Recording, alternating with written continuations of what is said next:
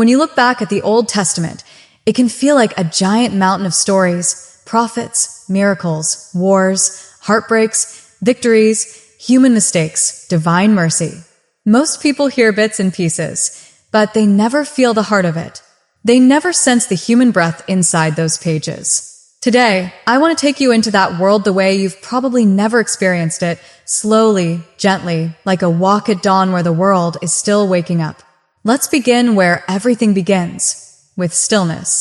When the world was only silence. Imagine a world with no sound, no wind, no footsteps, no beating hearts, just a vast, deep, endless silence. If you stood there, you wouldn't even know where there was because nothing had a shape yet.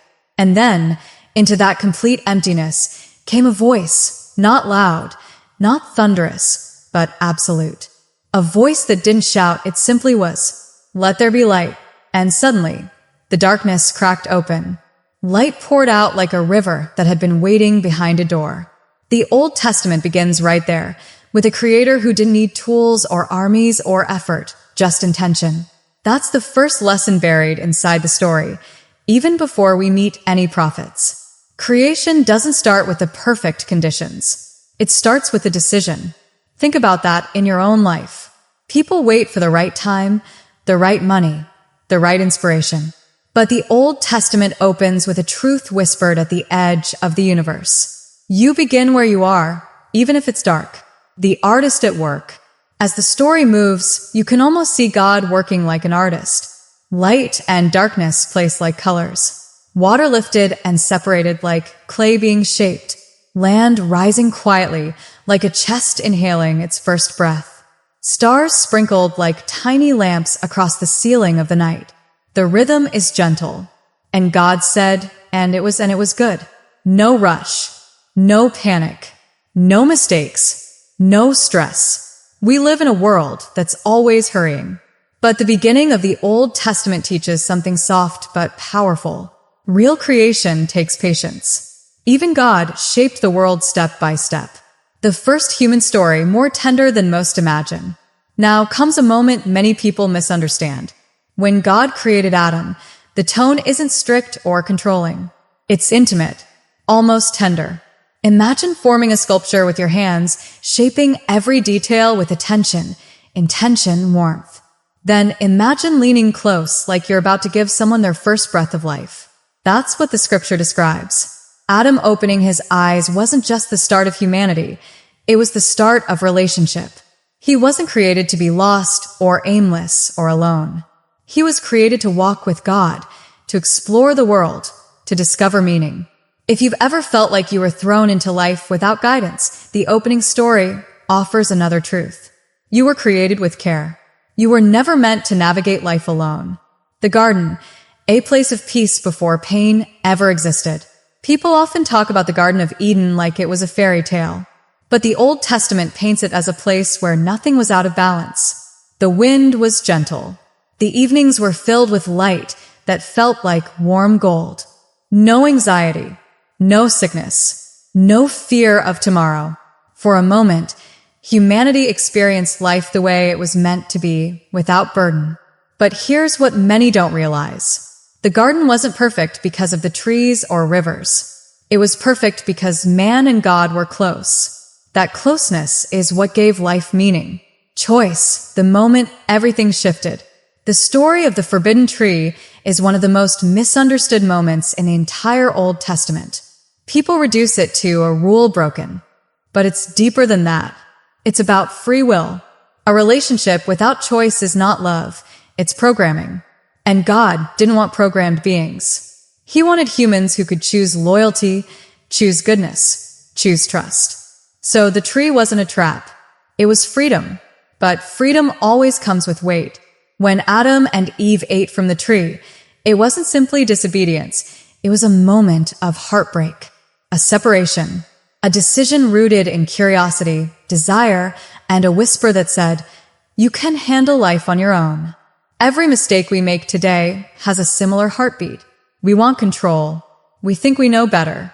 We imagine our path will work even if it's misaligned with what's true. The story of the tree isn't about punishment. It's about the consequences of pushing away guidance. And yet, this is where the Old Testament shows its deepest tenderness. The first act of mercy. When Adam and Eve felt shame, fear filled them. They hid. They trembled. They didn't know what to do. They expected wrath. But do you notice what God does? He doesn't shout. He doesn't destroy. He doesn't abandon.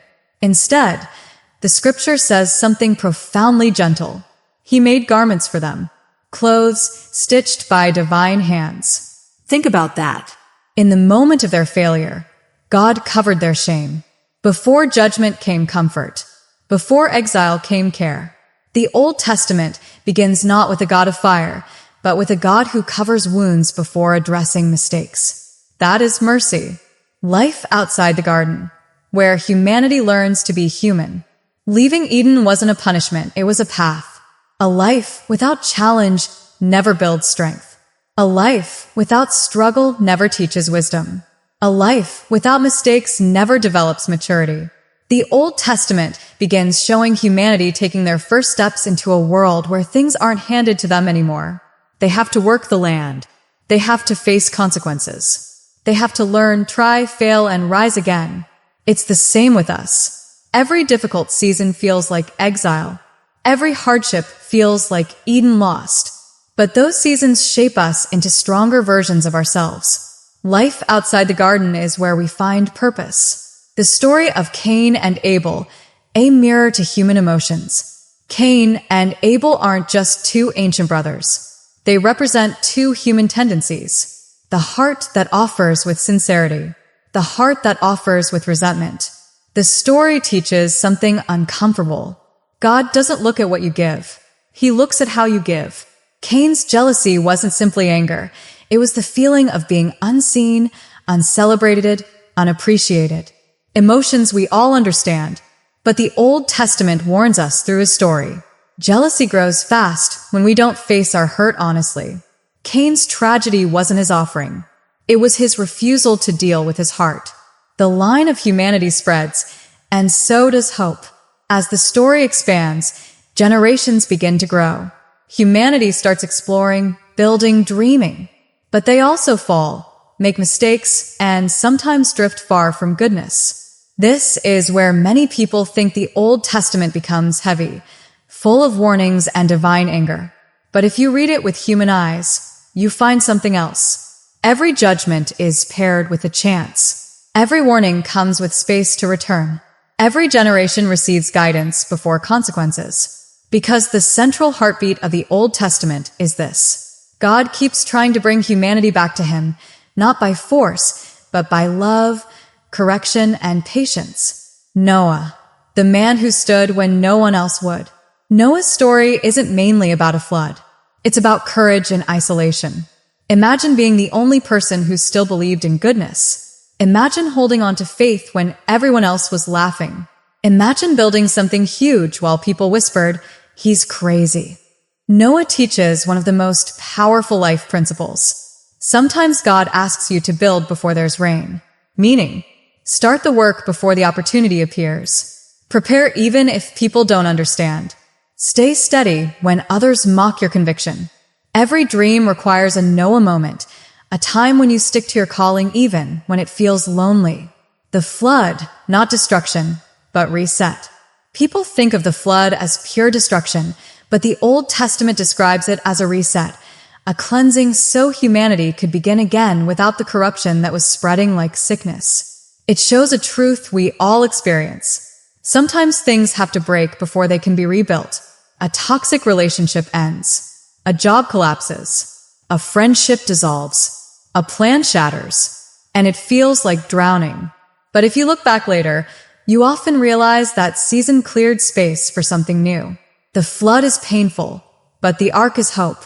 The rainbow, a promise of continual mercy. When the waters settled, God placed a rainbow in the sky. It wasn't decoration. It was a declaration.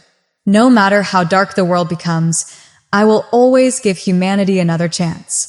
This is one of the most comforting truths of the Old Testament. You are never too far gone to start again. Humanity is never too broken for God to restore. Closing this chapter, a beginning, not an ending. Script 1 closes the opening arc of the Old Testament. Creation, freedom, failure, mercy, rebuilding, hope. Not as distant events, but as reflections of our own journeys. The ancient stories are mirrors. We all start with innocence. We all make choices that cost us. We all leave gardens we wish we could return to. We all face floods that overwhelm us. We all look for rainbows, signs that things will get better. When God speaks into an ordinary life, Abraham, back then called Abram, wasn't born in a palace. He wasn't famous. He wasn't perfect. He was a regular man living in a society where idols were carved, sold, worshipped. His father made those idols. It was the family business. People walked into the shop, bought statues, decorated their homes, and prayed to them. But Abraham, he wasn't satisfied. It's easy to imagine him as a young man standing outside under the night sky, staring up at the endless spread of stars. Everyone around him saw gods in wood and stone, but Abraham felt something different inside his chest, like a quiet question. Who made all this? Who made me? That's how faith often begins. Not with certainty, but with a question that refuses to disappear. The moment that changes everything. Then came the moment that defines Abraham's entire life. Not lightning, not fire from the sky, just a call. A voice that wasn't outside him, but inside him, deeper than thought, deeper than fear. Leave your land, your father's house, and go to the place I will show you. Not a place with this name.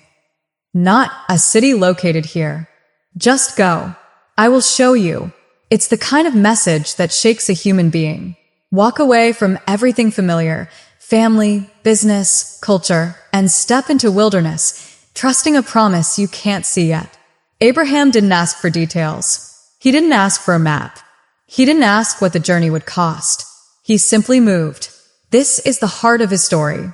Faith is not walking with answers. Faith is walking with trust. How many times do we hesitate because we want clarity before we move? Abraham teaches the opposite. Take the step first. The clarity comes after. The journey into the unknown. Imagine Abraham packing his tent, gathering his servants, preparing his livestock, knowing he's leaving everything that made his life comfortable. His neighbors probably whispered, "He's losing his mind. He's throwing away everything. He's walking into danger." But here's the thing about divine calling. It rarely looks logical at the beginning.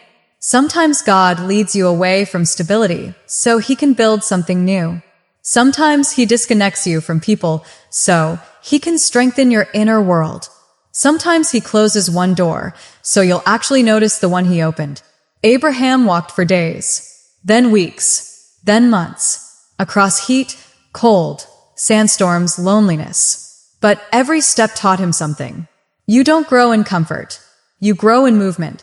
The promise that sounded impossible. While Abraham traveled, God continued speaking to him in quiet, powerful ways. And then came a promise so unbelievable that even Abraham froze when he heard it. I will make your descendants as numerous as the stars. Now remember, Abraham had no children. Not a single one. He wasn't young. His wife, Sarah, wasn't young either.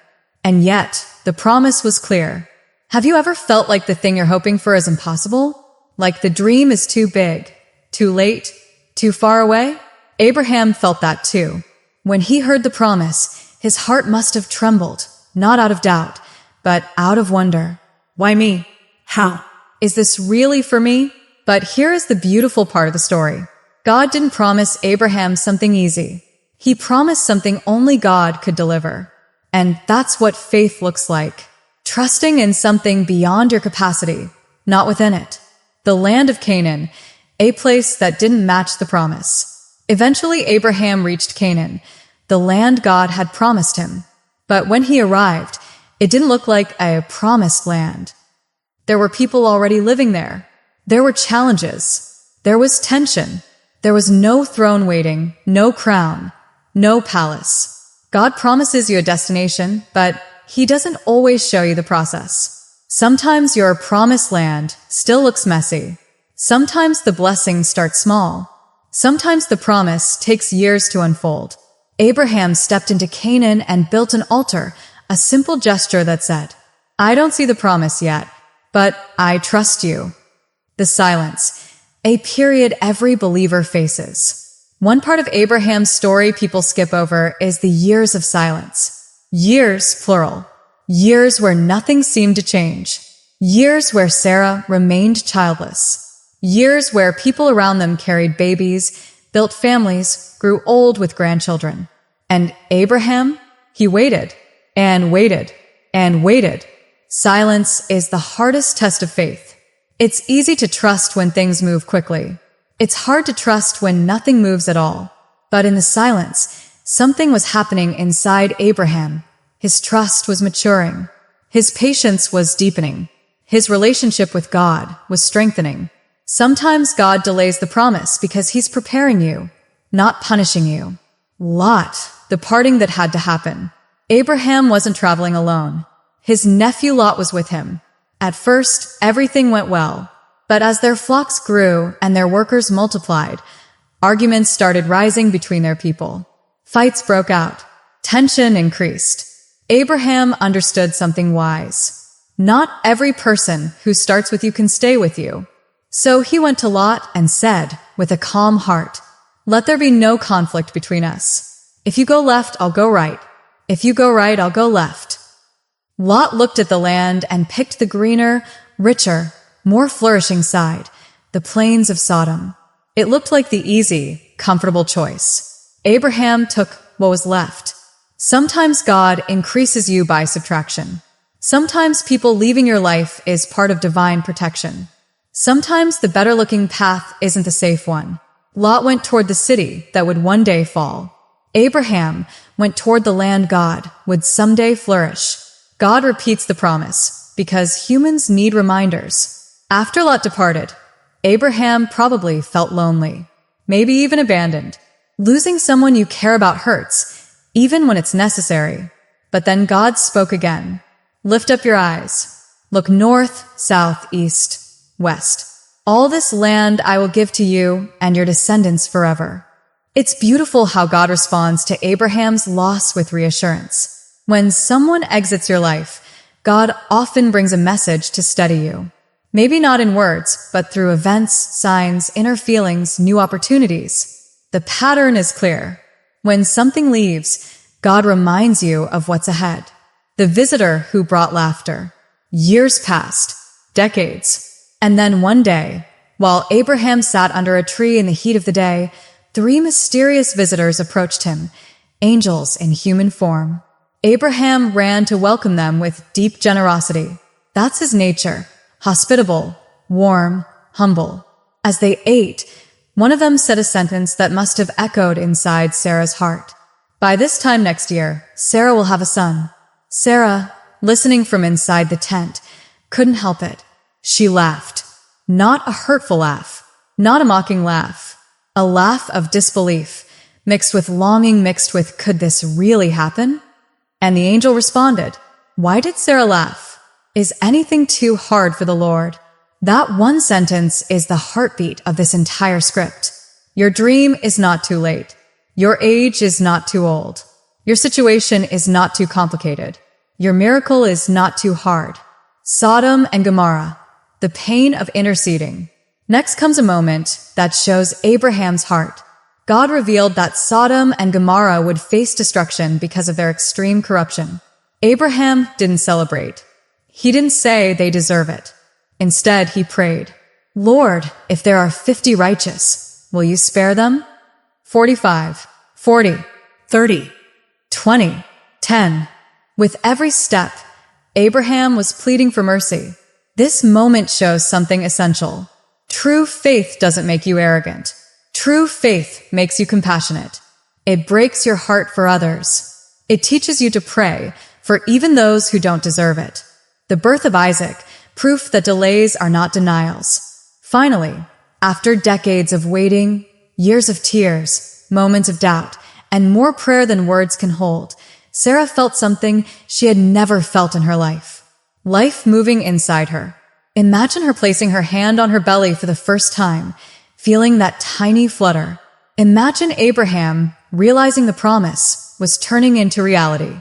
When the baby was born, they named him Isaac, which means laughter. The laughter of doubt turned into the laughter of joy. The promise became a person. The waiting became worth it. Abraham's story teaches a beautiful truth. Miracles don't come early. They come exactly on time. The test that seems impossible but reveals everything. One night, God spoke again. And this time the words shook Abraham to the core. Take your son, your only son, the one you love, and offer him to me. It's the moment people struggle with the most. Why would God ask such a thing? But the story isn't about sacrifice. It's about trust. Abraham wasn't losing Isaac. He was proving that nothing, not even the fulfillment of his deepest dream, would replace God in his heart. When people talk about Jacob, they often jump straight to the dramatic parts. His dream of the ladder stretching into heaven, his wrestling match with the angel, or his 12 sons who would one day become 12 tribes. But Jacob's story hits differently when you slow down and stand inside his shoes. He wasn't born a hero. He wasn't born confident. He wasn't born strong or fearless. Jacob's entire life is the story of a man running from people, from mistakes, from consequences, from himself, until the day God made him stop running. That's why his story connects so deeply with anyone who has ever carried guilt, fear, insecurity, or a past that feels too messy to outrun. Let's walk into his story, step by step. 2 brothers, 1 blessing, and a lifetime of tension. Jacob came into this world holding his twin brother Esau's heel, as if he was trying to pull himself forward even before he could breathe. The name Jacob meant one who grasps the heel, but also held the deeper idea of one who outmaneuvers. From the beginning, Jacob lived in tension. Esau was the strong one, the outdoorsman, the hunter, the firstborn, the father's favorite. Jacob, he stayed close to home, quiet, thoughtful, strategic. His mother's favorite. 2 brothers, 2 personalities, and 1 blessing that tradition said belonged only to the firstborn. But Jacob wanted it. Not out of greed, not out of arrogance. He wanted it because he felt something deep inside himself, that he was meant for more.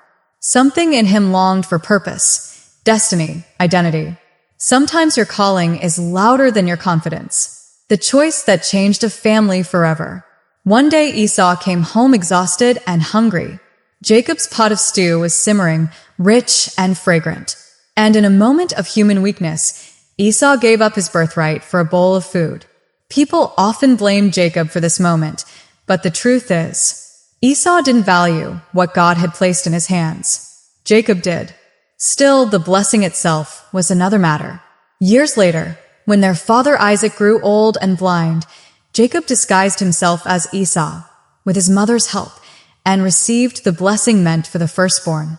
It's a moment filled with complexity. Did Jacob deceive? Yes. Was the blessing meant for him? Also yes. This is where life gets messy. Sometimes you want the right thing, but you reach for it in the wrong way. Jacob got the blessing. But he also gained a furious brother who wanted to kill him. And so begins Jacob's lifelong pattern. Receive something powerful, then run from something painful. Running into the wilderness, the loneliest journey of his life. Jacob fled into the wilderness alone. No mother, no brother, no warm home, no safety, just fear pressing against his ribs with every step. And this is where his transformation truly begins. When life strips away your comfort, your circle, and your certainty, God finally has space to speak into your soul. One night, Jacob lay his head on a stone. Not a pillow, a stone. Hard, cold, unforgiving. And that night, God gave Jacob one of the most beautiful visions in Scripture. A ladder stretching from earth to heaven. Angels ascending and descending. And the voice of God saying, I am with you. I will keep you. I will bring you back. I will not leave you. Imagine Jacob lying there, tired, guilty, scared, and hearing words like that. No judgment, No anger, no rejection, just promise. It's a picture of how God speaks to people who feel like they've ruined too much to be loved. Grace doesn't wait for you to fix your life. Grace meets you where you fall. A new land, a new life, and a love story. Jacob continued his journey until he reached Haran, the home of his relatives. There, at a well, he saw her, Rachel. Beautiful, kind, radiant. Something in Jacob's heart opened instantly. He helped roll the stone off the well. He watered the flock. And in that moment, his story shifted from fear to hope. He worked 7 years for Rachel, 7 years filled with hard labor, heat, long days, exhaustion. But Jacob didn't complain. His love made the years feel like days. Then came the shock. On the wedding night, his uncle Laban deceived him, switching Rachel with her older sister Leah. The man who once deceived others had now been deceived himself. Life has a way of teaching us through the very flaws we once ignored. But Jacob didn't give up. He worked another 7 years for Rachel. Another 7 years of effort, sweat, commitment. People see the blessing of Jacob's life, but forget the cost behind it. Sometimes God shapes you through long seasons of hard work and unexpected struggle. The house of Jacob, a place filled with complicated love. Jacob married both sisters. Then their servants also bore him children. Suddenly his home became a mixture of rivalry, affection, pain, loyalty, jealousy, hope, and constant tension. 12 sons were born, each one carrying a story, a destiny, a future nation within their veins. But Jacob's heart belonged to Rachel, and through her came Joseph, a child who would later change history. Even in the chaos of family drama, God was weaving something huge. God can build greatness out of a messy home. He can bring purpose out of complicated relationships. He can write beauty into the places you least expect. The moment Jacob could no longer run. After years of serving Laban, Jacob decided it was time to go home. But going home meant facing the one person he had avoided for decades. His brother Esau. The fear came back, sharp, heavy, suffocating. Jacob remembered Esau's anger, the threats, the promises of revenge. This is what happens when your past hasn't healed. You carry it everywhere. It follows you into new seasons. It whispers into your successes. It shadows your progress. Jacob prepared gifts for Esau. He divided his family. He planned his escape routes. Everything inside him was shaking, but something deep in him knew. This time you can't run. And that night, everything changed. The man who wrestled with God. Jacob found himself alone near the river. No noise, no family, no protection. Just night, silence, and fear pressing against his mind. Then suddenly, a man appeared and began to wrestle with him. The fight continued through the night. Sweat dripping, breaths heavy, muscles shaking. Jacob refusing to let go. It wasn't just a physical struggle. He was wrestling with his guilt, his past, his shame, his mistakes, his fears, his identity. He was wrestling with everything he had run from. And the angel said, "Let me go, for the dawn is breaking." But Jacob held tighter. "I will not let you go unless you bless me." That's not the voice of a deceiver. That's the voice of a man desperate to stop running, desperate to be healed, desperate to be transformed. The angel touched his hip, wounding him forever, but also freeing him forever. And then those powerful words came. "Your name will no longer be Jacob, but Israel." Jacob meant one who grasps. Israel meant one who wrestles with God and prevails. God wasn't giving Jacob a new label. He was giving him a new identity. You're not who you were. You're who you're becoming. Meeting Esau, the fear turns into unexpected grace. With a limp in his walk and a new name in his soul, Jacob approached Esau the next morning. He bowed. He waited. He held his breath. And Esau ran to him, not with anger, not with hate, but with open arms. He hugged Jacob. He held him. He forgave him. Sometimes the thing you fear most has already been softened by God long before you arrive. Jacob expected punishment. He received embrace. This is God's pattern. When you face your past with honesty, God meets you with mercy. Losing Rachel, the pain that shaped a nation. Life wasn't perfect after that. Jacob experienced deep sorrow, the kind that breaks a human heart. Rachel died giving birth to Benjamin.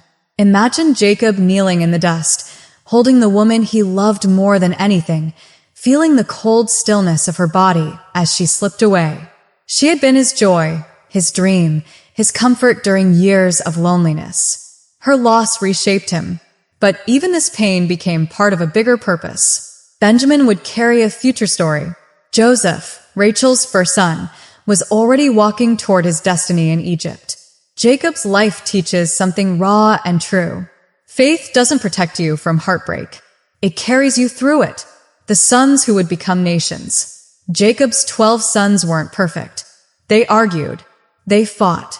They made terrible choices, including selling their own brother Joseph into slavery. But from their bloodline came tribes, leaders, kings, prophets, and a lineage that shaped human history. God was weaving destiny through a family that didn't always act like a holy family. Which means there's hope for every person who feels their home is broken, chaotic, or imperfect.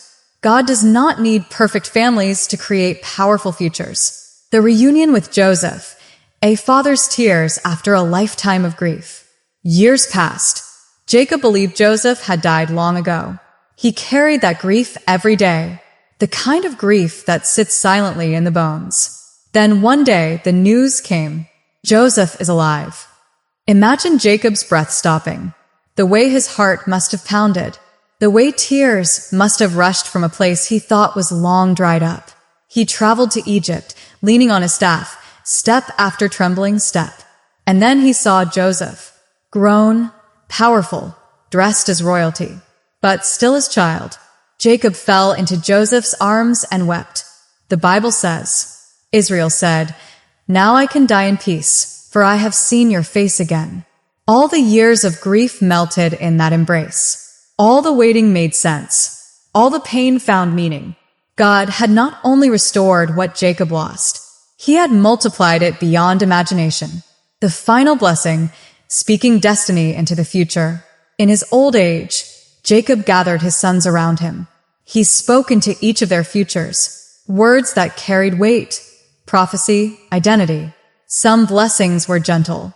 Some were warnings. Some were promises. This moment shows something powerful.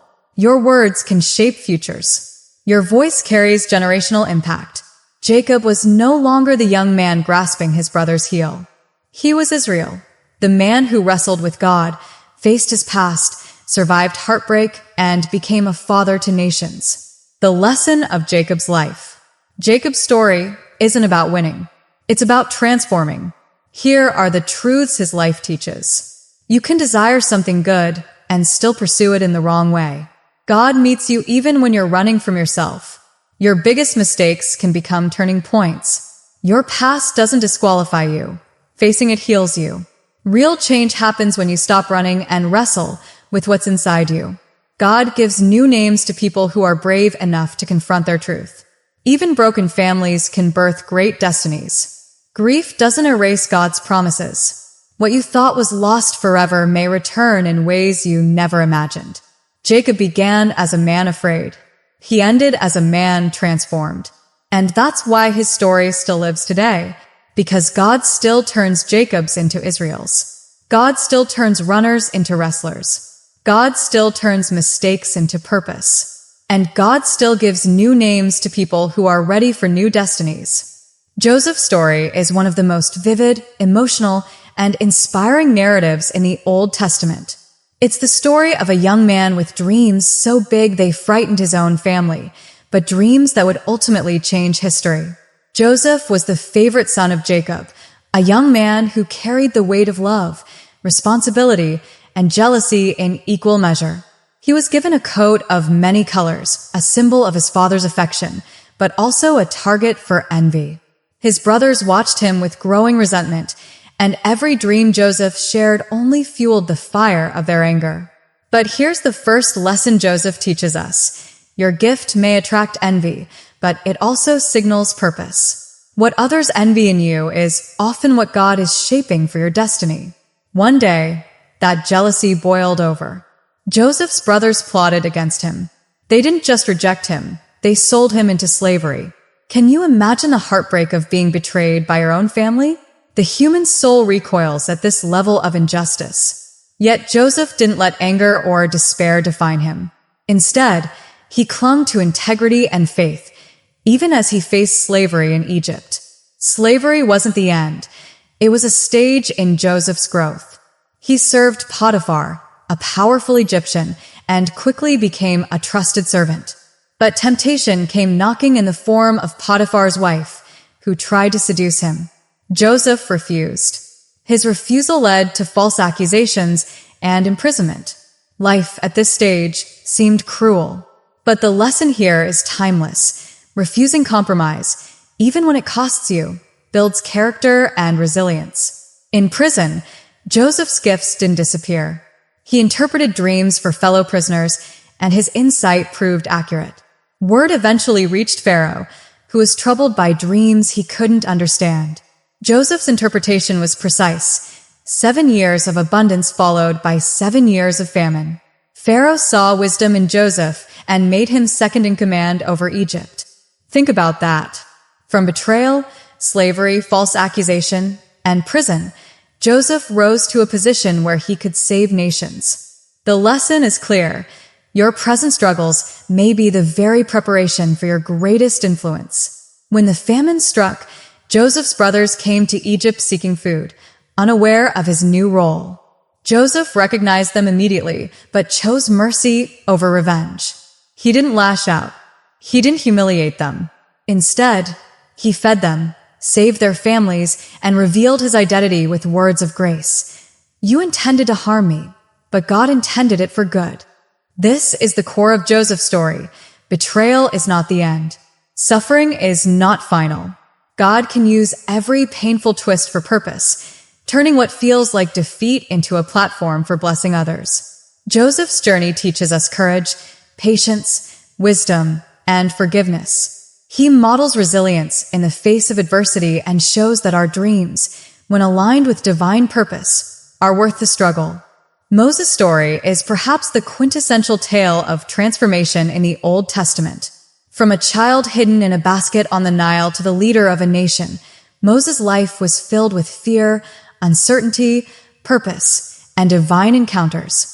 Imagine being born into slavery, with your people oppressed and your future uncertain. The Israelites were suffering under Pharaoh's cruel rule. Yet Moses was miraculously saved as a baby, discovered by Pharaoh's daughter, and raised in the royal palace, a man caught between two worlds, the luxury of Egypt and the suffering of his people. The first lesson of Moses' life is clear. Your beginnings do not define your destiny.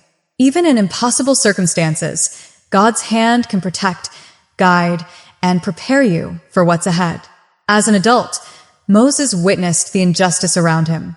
He saw an Egyptian taskmaster beating an Israelite and acted impulsively, killing the Egyptian.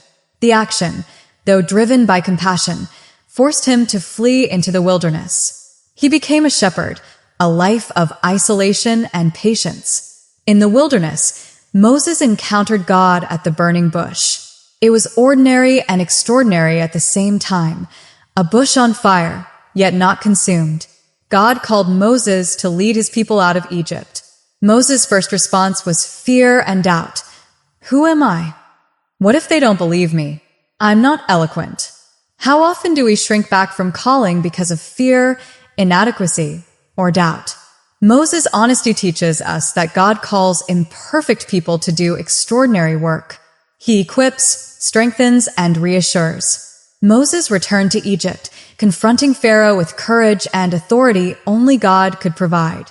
The 10 plagues followed, each a direct demonstration of divine power, culminating in the miraculous parting of the Red Sea. Moses led the Israelites to freedom, showing that faith combined with action can break the chains of oppression. Yet Moses' challenges didn't end at liberation. Leading a nation required wisdom, patience, and guidance in the desert for 40 years. People doubted, complained, and rebelled, but Moses remained steadfast. He interceded on their behalf, prayed for forgiveness, and modeled obedience. The lesson from Moses' life is multilayered. Courage in the face of fear, persistence through setbacks, faith in the unseen, leadership tempered with humility, the power of intercession and advocacy. Moses also teaches that true leadership is service. He did not seek personal glory. He bore the burden of his people, often at great personal cost. Finally, Moses' story reminds us that some of the greatest missions require patience and endurance. You may never see the full results of your work, but your faithfulness creates ripples that last generations. David's story is one of the most human and inspiring narratives in the Old Testament. He begins as a young shepherd, tending sheep in the fields, a boy who seemed ordinary to everyone around him. Yet God saw something extraordinary, a heart after him. David's life teaches us that greatness often begins in obscurity. While kings and armies held glory and power, God chooses the quiet, the overlooked, the ones who are faithful in small things. David's courage, vision, and heart for God were cultivated in the fields, protecting sheep from lions and bears. Those small battles prepared him for the giant he would one day face, Goliath. The story of David and Goliath is more than a tale of triumph. It's a lesson about faith and perspective. When the Philistine giant stood before Israel, the army cowered in fear.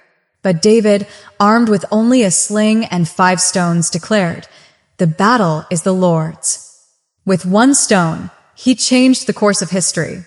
David's faith teaches us, victory isn't determined by size, skill, or resources, but by trust in God's power. Challenges that seem impossible can be overcome when we rely on courage, preparation, and divine guidance. Yet David's story also reminds us of human imperfection. Even the man after God's own heart struggled with sin, temptation, and failure. His choices sometimes led to suffering and loss, but his repentance, humility, and dedication restored him. David demonstrates that failure isn't the end. It's an opportunity for growth, self-awareness, and deeper connection with God. As king, David united a nation, established Jerusalem as its spiritual center, and authored many of the Psalms that continue to inspire faith today. He shows that leadership is a blend of bravery, wisdom, and heart, and that legacy is built through resilience, repentance, and devotion. The life of David teaches that greatness is not born in comfort. It's forged in trials, shaped by faith, and defined by the choices we make when no one is watching. Elijah's story is a powerful tale of courage, faith, and perseverance. It's the story of a man who stood up when everyone else was silent, who spoke truth to power, and whose life reminds us that one person, guided by God, can change the course of history. Elijah lived during a time when Israel was turning away from God, worshiping false gods, and descending into moral decay. King Ahab and Queen Jezebel led the nation into idolatry. People were fearful, divided, and confused.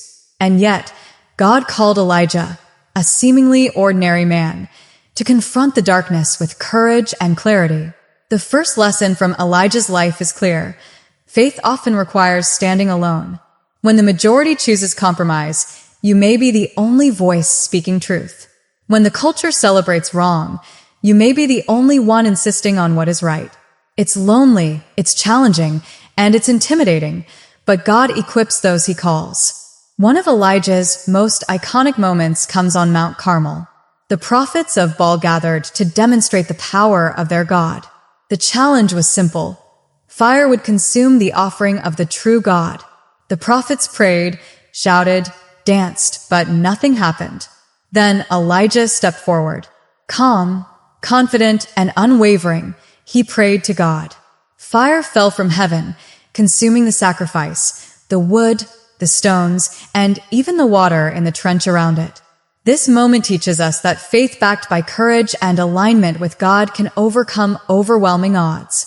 Elijah didn't rely on his strength or strategy. He relied on God. And God's power manifested in ways that silenced the opposition and restored awe in the hearts of the people. Yet Elijah's journey wasn't only about miracles. After his triumph, he faced despair, fear, and isolation. Jezebel threatened his life. Elijah fled into the wilderness, exhausted, lonely, and questioning whether his efforts had made any difference. There, he sat under a broom tree, wishing for death. God's response was subtle and profound, not in fire, wind, or earthquake, but in a gentle whisper. Sometimes the loudest displays of power don't bring peace. Sometimes God meets us in quiet, soft moments, reminding us that our value and purpose are not determined by public acclaim or recognition, but by alignment with His will. Elijah's life also reminds us of mentorship and legacy. He trained Elisha, who would continue his mission, perform miracles, and carry the prophetic mantle forward. Greatness isn't only about personal achievement. It's about equipping others and passing on faith, courage, and wisdom. Ultimately, Elijah's story inspires us to stand firm when the world wavers. Rely on God, not our strength. Persevere through loneliness and fear. Seek God's whisper in moments of despair. Build legacy through mentorship and guidance. Even when you feel isolated, powerless, or overlooked, Elijah's life proves that one faithful life can shake nations, restore faith, and leave a lasting impact. Daniel's story is one of courage, conviction, and unwavering faith. It's about a man taken from his homeland as a young boy, placed in a foreign culture, and tested in ways most of us can hardly imagine. Yet through every trial, Daniel demonstrated that steadfast faith and integrity can shine brighter than fear, oppression, or threats to life itself. Daniel was brought to Babylon during King Nebuchadnezzar's reign. A young man among strangers, he was chosen for training to serve in the royal court because of his intelligence and appearance. Yet Daniel faced a challenge that tested more than his mind. He faced a challenge of character. The king's food and wine were not in accordance with his faith. He had to decide, compromise or remain true. Daniel chose conviction. He requested vegetables and water instead of the royal delicacies. Many would have feared rejection, ridicule, or even death, but Daniel trusted God to honor his obedience. And God did. Daniel and his companions were healthier and stronger than those who had indulged in the king's provisions. This early decision teaches us that faithful choices, even in small matters, prepare us for larger battles. Integrity builds character. Obedience shapes destiny. Daniel's example reminds us that you don't need a crown or a title to make a powerful impact. Obedience in everyday life is enough to position you for greatness. Daniel's life only became more challenging. Interpreting dreams, he revealed the will of God in a court filled with envy, pride, and suspicion. His wisdom impressed the king but provoked jealousy among others, leading to plots against him. Yet Daniel's faith never wavered. He remained consistent, praying 3 times a day, honoring God openly, even under threat. Then came the ultimate test, the lion's den. Enemies convinced King Darius to issue a law forbidding prayer to anyone but the king. Daniel continued his prayers, as always, and was thrown into the den of lions. The danger was real, terrifying, and life-threatening. But Daniel trusted God completely. The den became a place of divine protection. The lions did not harm him. Daniel emerged the next morning unscathed because faith doesn't just survive, it prevails. This is the heart of Daniel's story. Steadfast faith in the face of real danger is always rewarded. Fear cannot outmatch obedience to God. Daniel's story goes beyond survival. His integrity inspired kings, reformed nations, and influenced policies. His wisdom in leadership and governance made him indispensable, showing that faithfulness in personal conduct can transform entire societies. Lessons from Daniel's life include: stand firm, even when society pressures you to compromise. Courage is not absence of fear, but trusting God in fear. Consistency in small, daily acts of faith prepares you for larger challenges. Obedience and integrity inspire and influence beyond your personal sphere. Prayer and communion with God are powerful anchors in chaos. Daniel thrived not because he avoided challenges, but because he faced them with faith, courage, and unwavering reliance on God. His story encourages us to believe that no matter how threatening the circumstances, faith, integrity, and courage will always shine brighter. Ultimately, Daniel reminds us, you can live faithfully, serve fearlessly, and triumph gloriously, even when the world seems against you.